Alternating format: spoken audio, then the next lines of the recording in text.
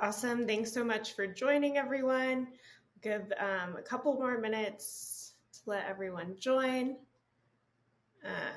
Looks like we have some folks calling in from California. Feel free to utilize the chat on your screen. Let us know where you're calling in from. If you guys have questions during the panel, feel free to use the Q&A portion of the chat to ask your questions. We have some kids church pastors that are excited to share their experiences, as well as James McGarvey from the Church Safety Guys. So we're really excited to have our experts here today. So without further ado, I am going to bring our panelists onto the stage for a brief introduction.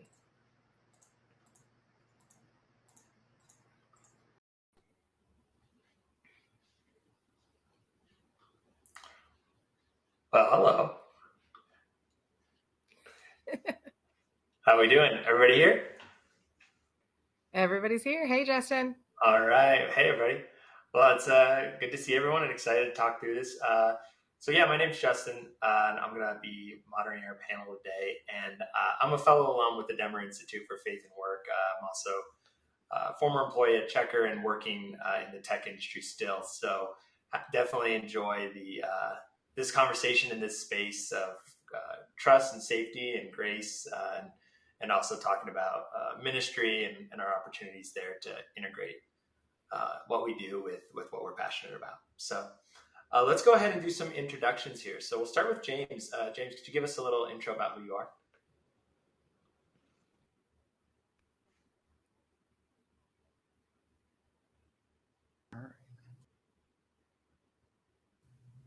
Can you hear me okay now? Sorry. Okay, perfect. Thank you.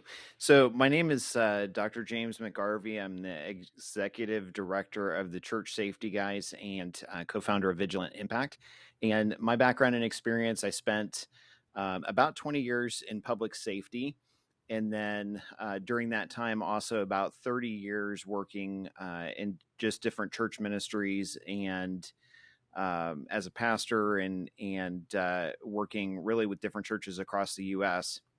and having different opportunities. So more recently with the Church Safety Guys, our influence or really our push and focus has been on helping churches and places of worship establish safety and security protocol and teams, but also just kind of taking it a step further that instead of just having an overwhelmingly tactical presence, we're really into just influencing and pushing discipleship and mentorship with that, and really just supporting the mission and vision of the church through our ministry. So, and just trying to keep a good balance, keep our folks safe, but at the same time support the vision and mission of the church. So, and I'm glad to be here today. So thanks, Justin. Yeah, it's good to see you again after our podcast. So yeah, definitely check out the Church Safety Guys podcast. There you go, little plug.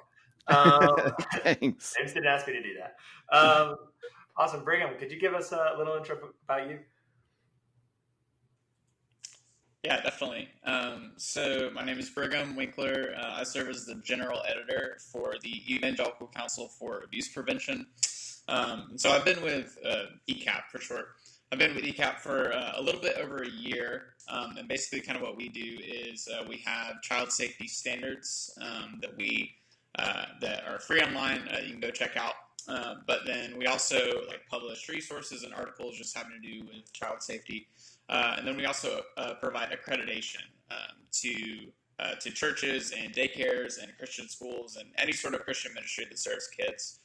So we basically go in and see, are they actually up to our standards? I've been with ECAP, like I said, for a little over a year. My background is actually more just kind of in ministry and then just kind of writing and communications. I graduated from Southern Seminary in 2020 and went on to serve in a couple churches. I'm calling in today from Jacksonville, Florida. So I got a couple of representatives from Florida here. So glad to be here. Awesome. Shaunna, want to give us a little background on you? Sure. Hi, everyone. I am a children's pastor at Awaken Church in San Diego and California, and we have 6 locations at the moment. We serve about 1,500 to 2,000 kids a week, and with a volunteer team of about 500. We've been doing this for about 13 years myself, so still feel like a newbie and still feel like I'm learning every week, but having some fun with it. So personally, I've got 3 kids, an incredible, amazing husband, and we're a sports family. My husband and I met playing college sports, and my boys play sports, and then I've got a daughter who's super creative, and I don't know how to help her, but I try. So we kind of do kids ministry all together. My kids have grown up in our children's ministry. I've got one in college now, so they're kind of out of it now. But yeah, learning as we go. That's great. What's your college team? My oldest goes to Berkeley. Okay, there we go. So I have to root for him. Yep, gotta. Yeah. That's great. Awesome one with you, Damon. Hi, everybody. My name is Damon Strom, and I am one of the ChurchKids pastors here at Churchome in Seattle, Washington, and used to be called City Church, and have been in kids ministry for almost 20 years. So it's been a hot minute, and I think it's one of the best jobs on the face of the planet. So excited to be here and to have this extremely important conversation. Thanks, Damon. Agreed. Well, on that note, let's jump into our conversation today. So the first thing we want to talk about is, what are some of the things that you may consider when you're building your children's ministry program? There's tools, technology, materials, documentation, and I'd also say there's purpose, right? And there's things there that you have to think about as relates to why are we doing this. So maybe, Damon, can you give us some of your thoughts on that? Yeah, I mean, there's kind of the 2 sides to kids ministry, I would say. One is like the vision, the heart, and all of that. And then there's the practical tools as far as, as a kids pastor, the kids safety is tantamount. It's the first thing. In fact, I would say children's safety is more important than the spiritual aspect of your ministry. And the reason is because if a child isn't safe physically, emotionally, then there's no way that the spiritual work that God's wanting to do every single time your community gets together is going to happen. That those pieces have to be in place for the environment to be able to allow a kid's heart to open up and for parents to feel safe. So this isn't it isn't like a spiritual and an unspiritual side to this. Like, this conversation about safety is extremely spiritual, because without it, none of that work that the Holy Spirit's wanting to do is going to take place. And so I know for us, it's been a journey. I think when I first started in kids ministry back in like 2002, we didn't put a ton of thought into safety. There was a lot of like assumptions that everything's going to work out the way that it needs to, and God's in charge, which He is, by the way. But it's faith and wisdom put together, those 2 things. And so it's been a process for us. I would say we went from our plan was hope to putting a lot of intentional thought and processes and systems in place to, as much as possible, ensure the safety of the kids and families. Yeah, that makes sense. I mean, it is balancing, right? That there's hope, that there's a greater trust here that we put into God, but that there's also a practical element of we've been given agency and a duty to steward the safety of the people in our congregation, including our littles. So, Briggham, what about you? What would you say about this? Yeah, I think one thing that I would say just about child safety in general is one way that I think I've developed in my thinking on this, and just recently in the past couple of months, is seeing safety as a ministry of the church. So it's not just something that you just kind of add on, but seeing safety as like this is something that we do. We're going to pour time and resources into this, maybe even give it a line item in the budget. Because like I said, I think that sometimes we tend to just say like, oh yeah, like safety just happens, but it actually just doesn't happen. It's something that you actually have to be really careful about. And so in terms of kind of starting points, the way that we would say to start is just to start by assessing like what child safety protocols do we have here? Do we have any policies on the books? Do we do screening? Do we do training? Anything like that? So we kind of have to document that, write it all down, and then you can know, okay, here's where we're at, and now where are some places where we can grow. Another thing that we recommend is we recommend appointing a child safety coordinator, which is kind of our term, something that we've created at ECAP. And what that means is somebody at your church, either staff or volunteer, just whatever kind of works in your context, who their entire job is to be over child safety. So they know your church's child safety policies. If they can, they know them front to back. But if not, then they at least know how to get to them, right? They have it easy access. So that if somebody comes with a question, like, hey, what do we do in this situation? Or I'm concerned there's an issue here, then that child safety coordinator knows this is the policy, this is the response, this is what we need to do in order to handle this for the good of the child and for the good of the organization. So we would say assess your policies and then appoint a child safety coordinator. Yeah, thanks for sharing, Briggham. I think that paired with Damon, that makes for a really comprehensive solution there, which is really saying that there has to be intentionality here. There has to be assignment, that this isn't something that you can just hope happens. There has to be someone assigned. There has to be someone accountable and responsible for these things getting done. And to sort of transition us then into our next question. So we talked a little about at a high level, but what specifically, what safety protocols and policies do we need to consider when we're building out a child safety program? Shaunna, what you've done some of this work, obviously. What would you say here? Yeah, I think, similar to everyone else's story here, when I took over our kids' church, we were a small local church, and everyone was just real comfortable with each other. We know each other. We don't have to worry about that. That's not going to happen. And my own children were back there. So I immediately was like, yeah, okay, but I don't actually trust everybody. And I think that's reasonable. This is why perpetrators attack and choose churches, because everyone wants to believe the best in each other. But it then becomes really easy for someone to target us. So we sat down and spent a lot of time writing out policies, doing research, and covering the liability of the church. Because in my opinion, as a children's ministry, we bring probably the most liability to the church, and it could just be one little thing that we miss or don't take care of properly that shuts down our church. And so it is our job as pastors, children's pastors specifically, to make sure that doesn't happen. So a lot of balances and checks, a lot of training.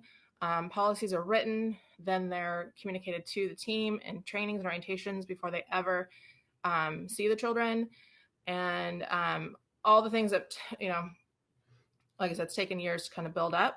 But specifically, like, we're looking really to build a culture of safety. So our mandate in our kids ministry is safe, fun, and God. And it's 3 simple things that everyone remembers and everyone hears out of our mouths every single week. But that is literally what we filter every decision we make through, and in that priority.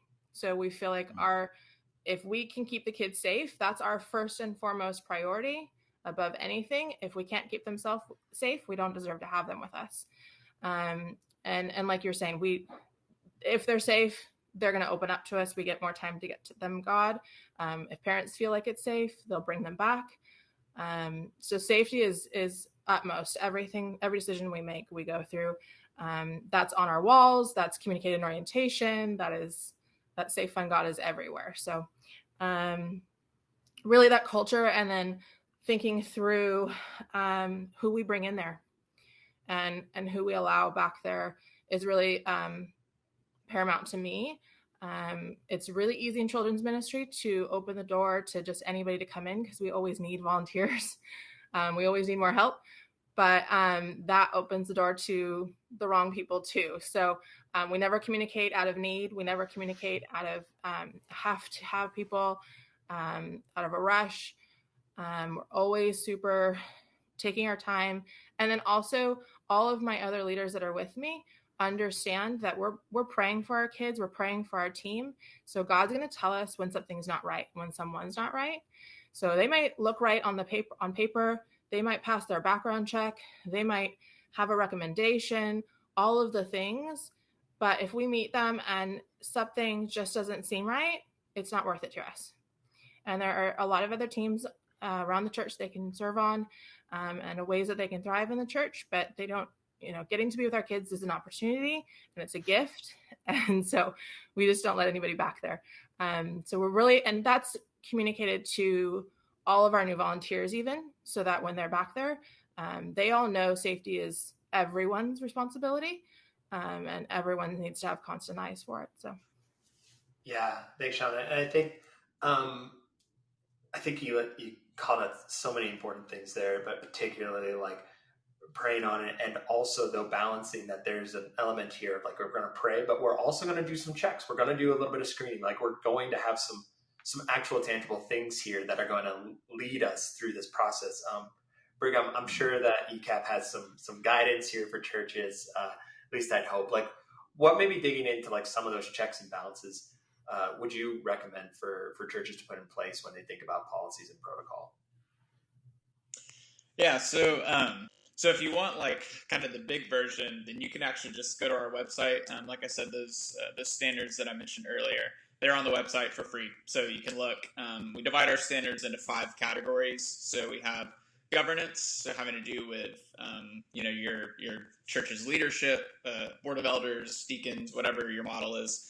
Your governance, and then we go to operations. So that's kind of like what's happening actually on the ground when you have children's programming. Then we have screening is the 3rd standard, which I'll talk a little bit more about that. Training is the 4th. I'll talk a little bit more about that as well. And then the 5th one is response. So when an allegation of abuse happens, how do you respond?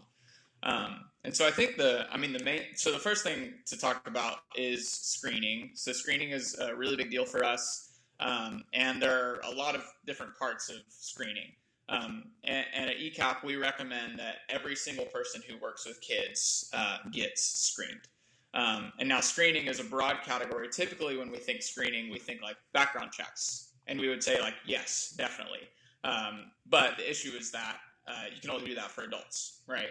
Most churches have minors that work with their kids' ministry as well. So, but you can still screen those minors that work with kids as well as the adults. And a couple other elements of that would be things like an application. So a formal application, they're having to write down kind of who they are, why they want to join the kids ministry, stuff like that. And then you want to go into kind of more formal background check type things, identity verification, work and volunteer history.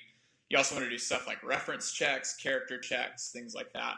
We also recommend having a personal interview, so actually sitting down across the table or over Zoom or whatever with a person to kind of find out their story and be on the lookout for red flags. Maybe if there's like a gap in their work history or they can't explain why they left this church, they were there for 2 months and then they left, and they were in another church for 2 months and then they left. Obviously, that's not an immediate disqualifier, but those kinds of things do warrant an explanation usually. And if somebody doesn't have anything to hide, then they'll just tell you that. Whatever happened, we had a change in job, whatever. So we would say screening is super important. Everybody that works with kids, before they have access to kids, they need to be screened. We also said that they need to be trained. And there are a variety of things that they need to be trained on, but perhaps the most important is just recognizing signs of abuse. So this is what abuse would look like if you saw it here at church. If a kid came here and they had these signs of abuse, maybe they're really nervous, they don't trust adults, they have bruises, things like that. So those are things to look for. It's also really important. We want to emphasize that the workers, so whether paid staff or volunteers, that they all understand that they are being held to a code of conduct.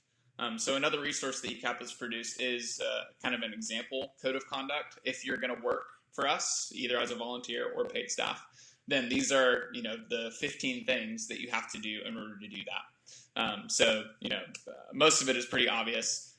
Things like, no cussing around kids, no doing inappropriate things with kids, no watching inappropriate things like that. So we recommend screening and training is really kind of the foundation.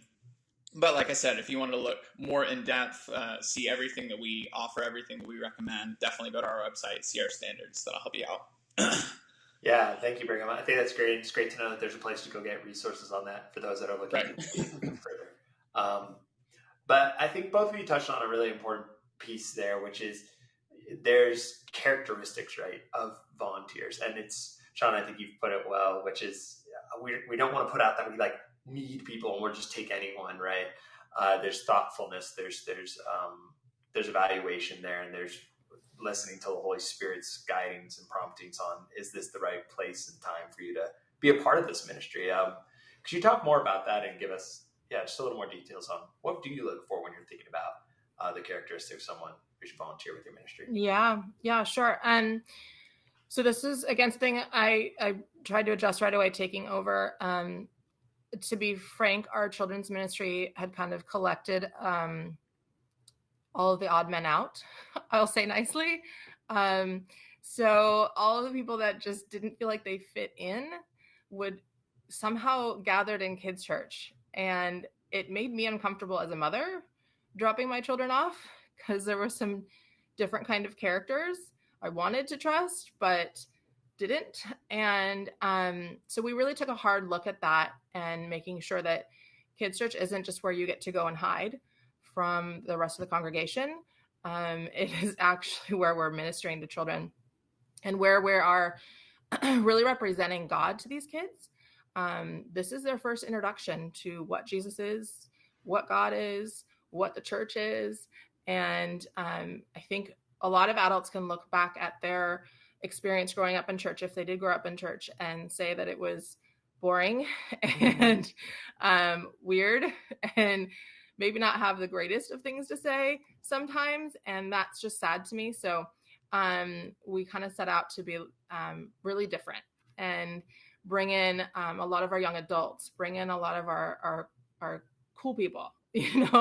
I want the kids to understand that God is a God of fun. God is a loving God. God is all of the things that we know God to be should be represented in our volunteers. And the second we don't see that represented in our volunteers, it's a sign to us there's something going on there. So that's really the heart behind we want to pick the right people.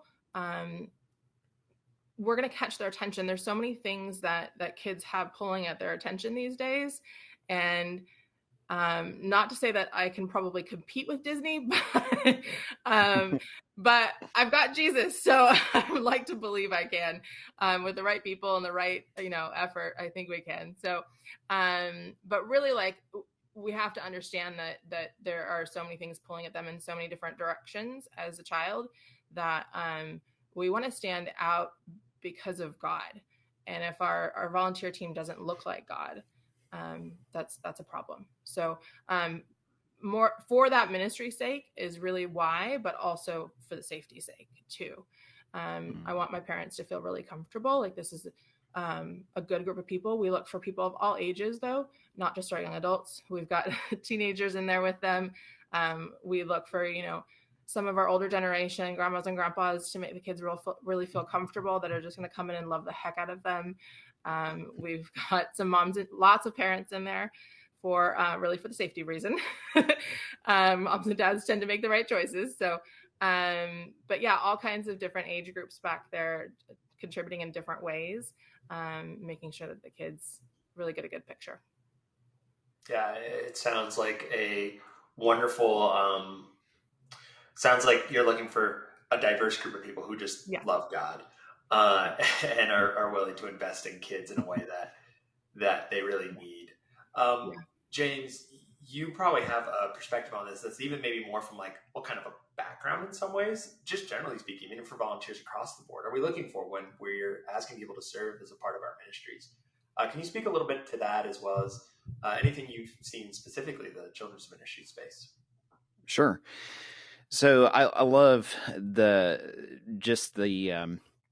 dialogue from Damon and Shaunna with, and it's near and dear to my heart that you guys are saying that we shouldn't just grab people and put them in those ministries, because I've talked to so many different churches where maybe they're smaller, but they have a very dynamic church. And in fact, I actually spoke to a church last week where an individual said they didn't need background checks because they knew everyone.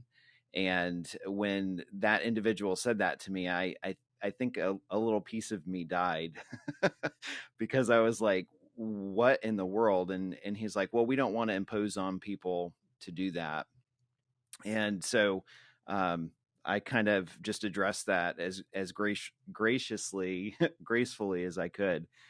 But I think, honestly, I think some of the things that typically I recommend or I look for would be like church membership. I know sometimes we don't highlight that as much, especially a younger generation.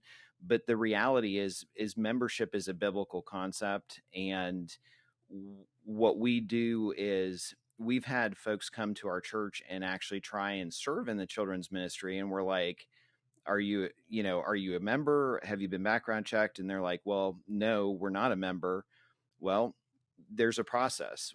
And part of that process is in place so that we can screen, so that we can get to know you better and make sure that that's the right ministry that God's gifted you to serve in. And so from that standpoint, we want to make sure that an individual is a member, that they've submitted to the authority of the church leadership. That's not just for their sake of accountability, but also the program, so that we can keep track of what's going on and have consistency with the program. But I would also say that one of the things that I've seen that I really try and push a little bit is just someone who is culturally aware and an individual that maybe can embrace the church and church function today. And I don't mean that from a standpoint of like, okay, we're going to go off the rails with theology, but the reality is we're seeing younger families. It's a different generation. It's a different time. We're seeing a lot of families come with special needs where an individual that maybe is an older generation wouldn't necessarily understand something like autism or special needs or how to respond to that. And I will say, thank you. I will say that, we had a situation at our church where our safety team was called to respond to an autistic boy who bolted, and he bolted out of the kids area. And we were able, myself and a few other individuals were able to calm him down, get his dad, bring him to that point where he would, listen and go back to class. And that was fine. And one thing that I noticed was one of the individuals actually on my safety team, who was an older generation, didn't connect the dots of him being special needs and having autism. Even though it was a very mild case of autism, he had gone up to the child and started like clapping his hands and kind of saying, okay, straighten up, let's go. And I'm like, okay, we need to have a conversation about this, because I love the fact that you're willing to jump in and solve this problem, because that's something else we need to have, folks do. But at the same time, we also need to be communicating with those folks. Now, don't misunderstand. I believe every generation has a place to serve in the kids ministry. And I love the fact that growing up, I had, my grandparents passed away when I was little, and I had adopted grandparents through the kids ministry, so that impacted me in more ways than I can count.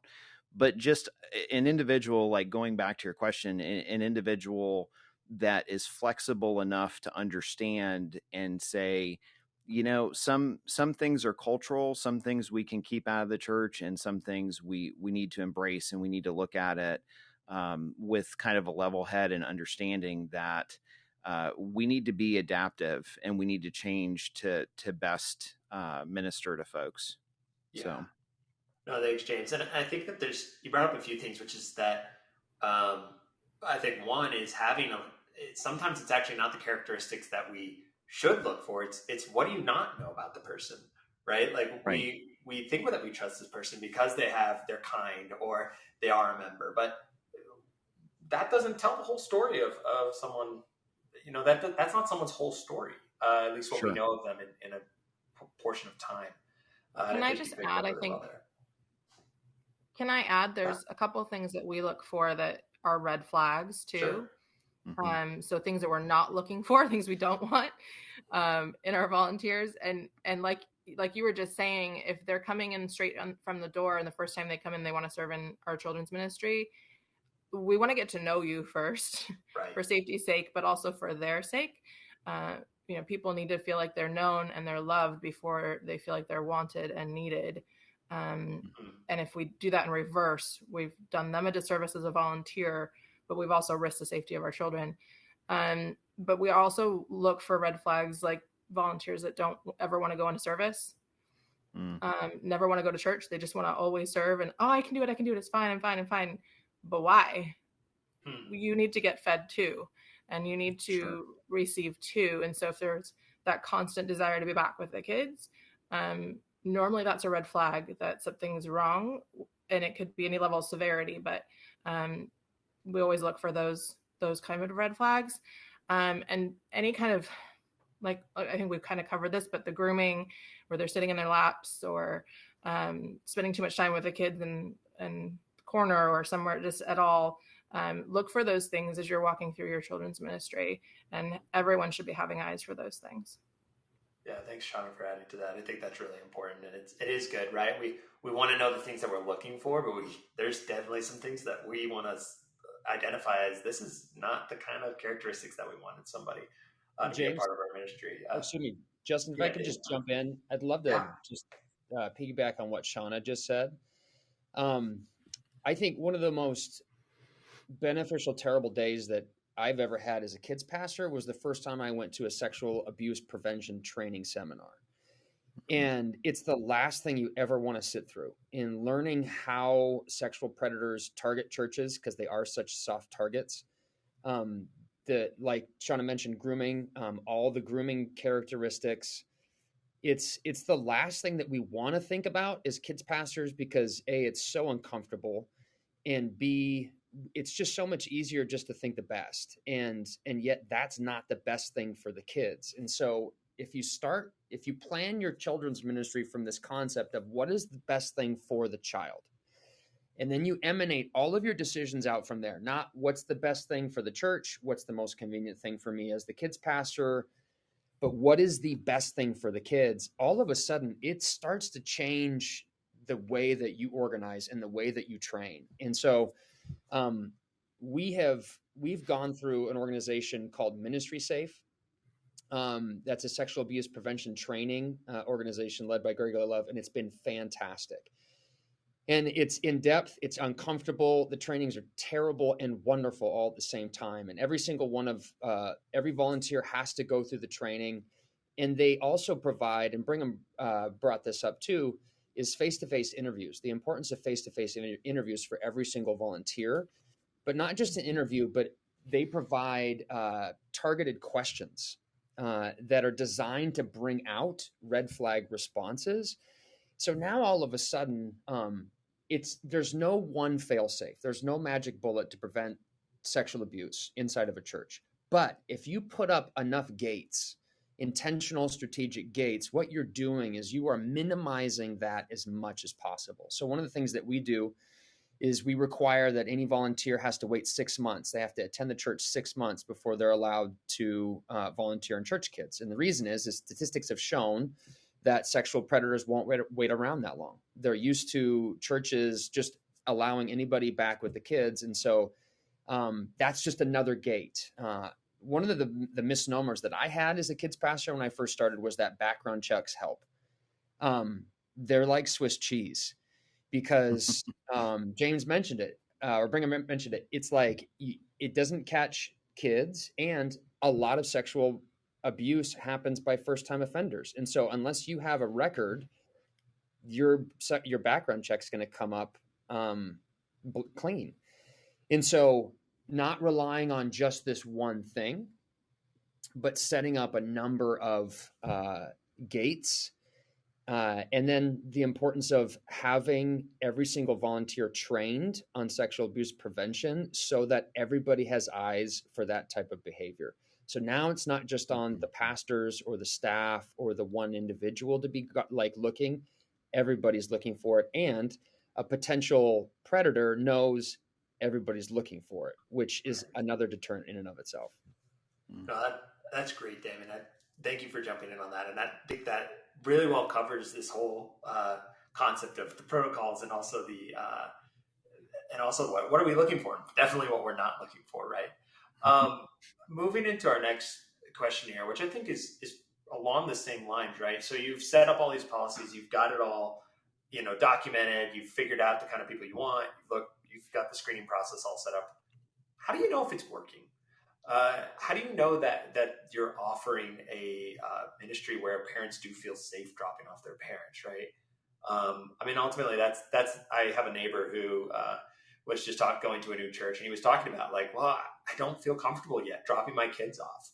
How do we establish that this is a safe place? And I think that's through some of these things. James, you want to talk about that? Sure. It's off. So I think a lot of it goes back to what Shaunna said earlier with the culture and setting up a culture of safeness and safety. And I think if the foundation is laid, and we've talked about that with principles, practices, etc., policies, if the foundation is laid, then that culture is a lot more noticeable. And I think you'll have a set of individuals that will love that and embrace that culture. And that, to anyone new that comes to a church or visits that church, they're going to see that. And it's not the norm. I will say that, because to be perfectly honest, we've still had folks visit.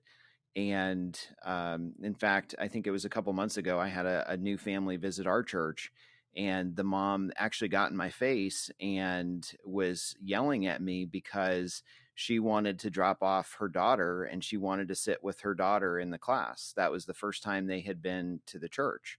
And so I kind of had to be graceful, but again, just explain to her that, we didn't have a background check on her, and, this is how we do things. And so I think honestly, when we look at the effectiveness, people are concerned. I mean, we've seen direct ties through research in the Barna Group with church growth and kids ministries, and kids ministries being safe, because that's one of the top, I believe it's one of the top 3 things that parents look for when they go to a new church, is the kids ministry and how comfortable they are with it. So one of the things that we do and actually just did recently, because we had Vacation Bible School, was we had actually separate pastors that would actually talk to the families afterwards. And so kind of solicit feedback and just go up to them and say, hey, what did you think about our program? Was it helpful? Was it friendly? There's certainly survey things you can do to see, okay, what was your impression of this? We had with our Vacation Bible School, we always have a strong security presence. Sometimes we'll have off-duty law enforcement officers there, to emphasize that our kids are important to us. And as much as being the safety director of our church, as much as I get flack for that, I have just as many families that come up to me afterwards and say, hey, thank you so much. We see what's going on in our culture, and we really appreciate the fact that you guys take watching my kid seriously. And, 9 times out of 10, they come back because they know that we take it seriously, and they see that presence and get that perception. So I think to an extent, evaluating activities, looking at it, maybe checking in with other churches, and seeing what other local churches that are doing, and sharing best practices. I think that that can also kind of be a gauge as to how we're impacting in a positive way. No, that's great. Damon, you want to jump on to that too? Yeah, I think what James says is great. We also have off-duty police officers that are on site, and one of the things that we also do, and have been doing this for a while, but we do active shooter trainings with the kids.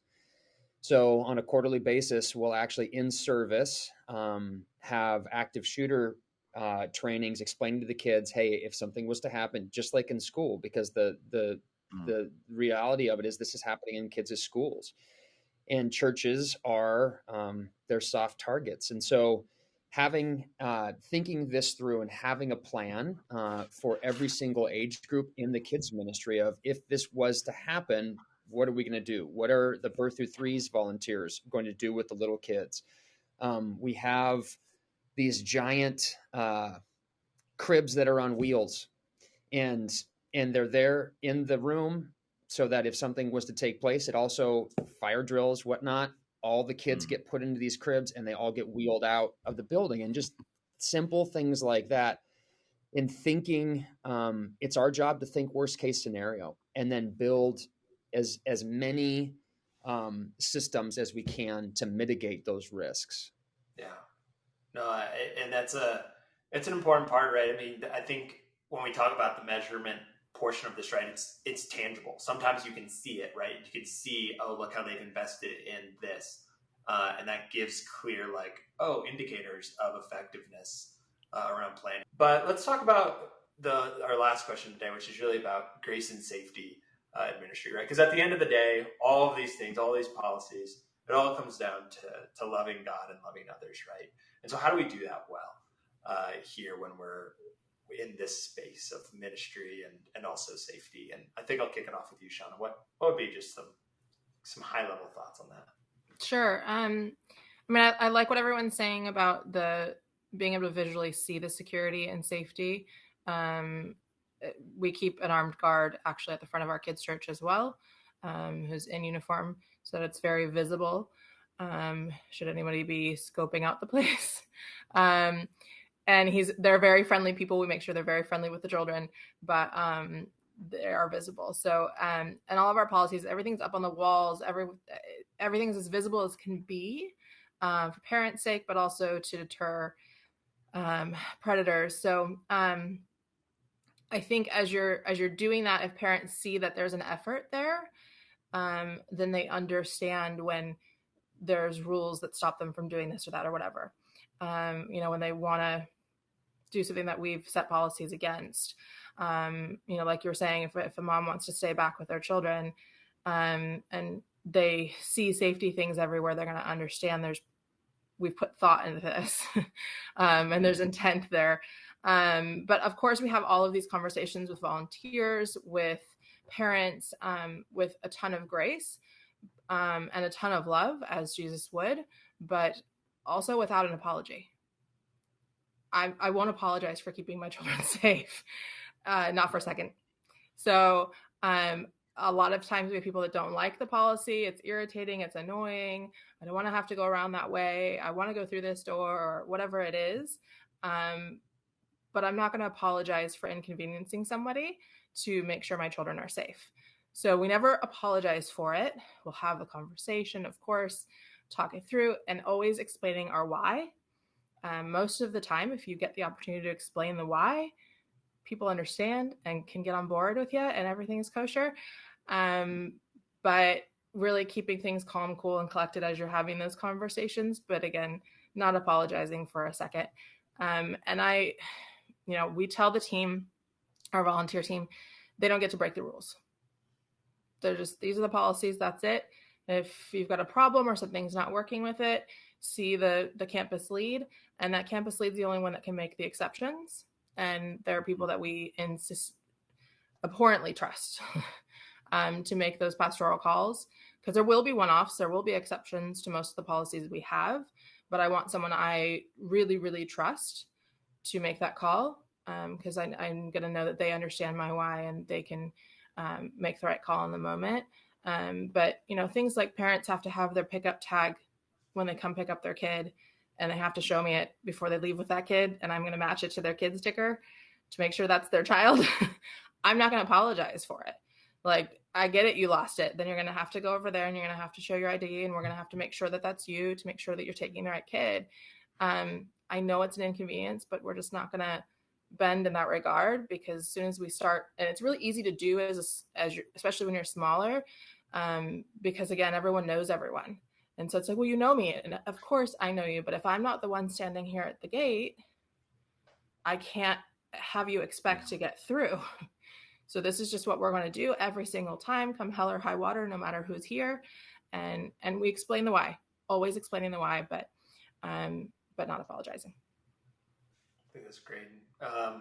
James, you want to wrap us up on this? And we've got some great Q&As here that I think I'd love to have. I mean, I'm 100%. I love I don't need to apologize for making sure that my kids stay safe, because my kids are part of that group too. So I think a lot of times, if we've had a lot of good experience with explaining that we operate the same policy that the local school does, and that oftentimes that kind of de-escalates maybe a frustrated parent, because, you know, we'll say for safety and security's sake, we adhere to the same policy that the local school district does.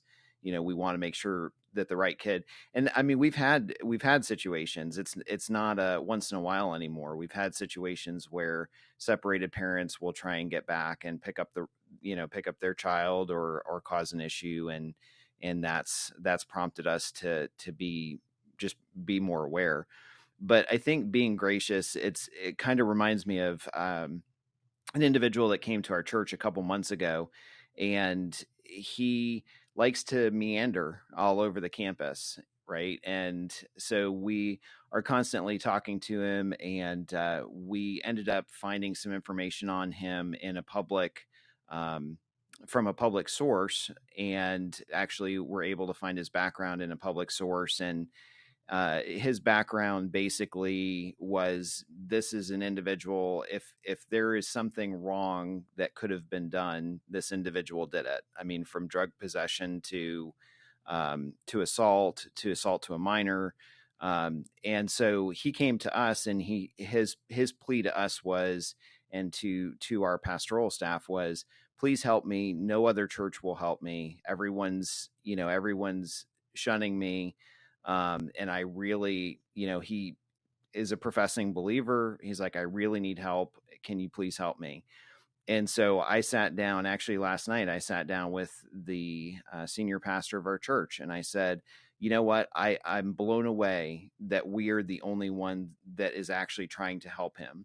And I appreciate the fact that we are trying to help him. However, the caveat to that is, in helping him, there's accountability. And so we need to make sure that our kids stay safe, because there's previous, kids' grievances here. And we need to make sure that he understands what those boundaries are. And if he doesn't understand those boundaries, then all bets are off. We're not going to continue to be gracious. So, because we want to protect our folks and we want to protect our kids, and protecting kids doesn't stop. I mean, we've gone through different ages and stuff, but it doesn't stop right before the teens either. We're seeing people now come to churches to try and traffic teens out of the youth group. So from that standpoint, it needs to encompass, from infant to 17 or 18. But that being said, I do think if your church can sit down and put a plan together, because if you don't have a plan, then when these things come up, there's no way to fix it. There's no way to address it. And I'm very grateful. We did have a plan. And so when this individual came, we all sat down and we said, okay, how can we be gracious to this individual and help them and, and share the love of Christ, but at the same time, protect everyone and understand that we want it to do the best we can to mitigate that and to make sure that he doesn't have stumbling blocks in front of him. Like, we don't want to put him in a situation where he's tempted to go back to doing what he was doing. So, I mean, I think there's a balance James. there. That's and a great story. Yeah, Justin, you and I love talking about the balance in grace. I know. But we could go on. You're reminding me actually of a quick piece from The Cost of Discipleship by Dietrich Bonhoeffer, where he talks about you have absolutely. faith, but you need obedience, and if you don't have obedience, maybe you need a little more faith. And there's a tension there, right, between what we want to see for people and also what we need people to follow along with and be a part of. Absolutely. So real quickly, we're going to jump into our Q&A, but first we have a little poll for you all that if you could fill out and go ahead and vote for, that'd be great. While you're doing that, I want to go ahead and get us started on a question that came in by, and I'm trying to see, Unessa. I might have gotten that wrong, but it's a great question. The question is, what do you guys think about parent partnership? Meaning, they still have to fill up the application, go through the background check and interview, and then serve once a month. Damon, I know that you've talked about this before. You want to give us a little insight into what your thought is on this parent partnership concept? Yeah, so just the idea of a co-op. So basically, it's pay to play in the sense of if you have a child in the kids ministry, then as a parent, you are also committing to volunteer. And I would never tell a kids ministry or a kids pastor, hey, do this or don't do that when it comes to like volunteer strategy. Let me tell you my own story quickly. Is that when we took over ChurchKids, my wife and I, it was a co-op. So it was that. And we quickly found out that there was a whole lot of parents that were there because they had to be there. And it killed the atmosphere. It was toxic. And so you had people standing around. It was an obligation. And right after safety, the most important thing in a kids ministry is atmosphere. It's atmosphere, it's heart. And if the atmosphere is bad, it's going to affect everything. And so we switched. We got rid of the co-op and went to a straight volunteer base. But not just that. We also asked that everybody would volunteer on a weekly or bi-weekly basis. So it was also kind of a choose your own adventure where people would volunteer and say, well, I'll be here once a month. And we had this gigantic pool. But again, if you ask the question, what's going to serve the kids the best, then the answer quickly becomes, well, it's consistency, it's continuity, it's relationship where the kids know you, you have trust built, you're speaking life. And so when we made that switch, it was one of the scariest things in the world. We were like, this is either going to be great or we are burning this mother to the ground. Like, and he's always faithful. And I'm so thankful we made that jump, scary as it was, because it radically affected the atmosphere of the kids ministry. And it went from a have to a want to, which is what the kids deserve. We had the exact same thing happen. Exact same. And it was so much better now without doing that. Everyone thought it was how we were going to function. And yeah, we don't let anybody serve once a month. The kids don't know who they are. They don't know what they're doing. They don't want to be there and they're miserable. And to be fair, there's a lot of parents you don't want serving in your kids ministry that shouldn't be. And that's okay. Absolutely. I agree with that. That's and everybody has their giftings, right? I mean, there's a place in your ministry, your church for people of all different backgrounds, and sometimes it's just not children's ministry. Well, and if you have somebody exactly. If you have someone who can play the keys and loves doing it, why are we going to take them off doing that to be with the kids? Like, let them be in their gifting and doing what they love. Exactly. We have another question coming from Andy. Do you have suggestions on how to transition a smaller program where everyone knows everyone into establishing and holding the line on best practices, like requiring the security tag from a person you've known for 10 years? I think, James, this falls pretty well into your niche of the woods. You want to talk a little bit about that? Sure. We did that. We actually went from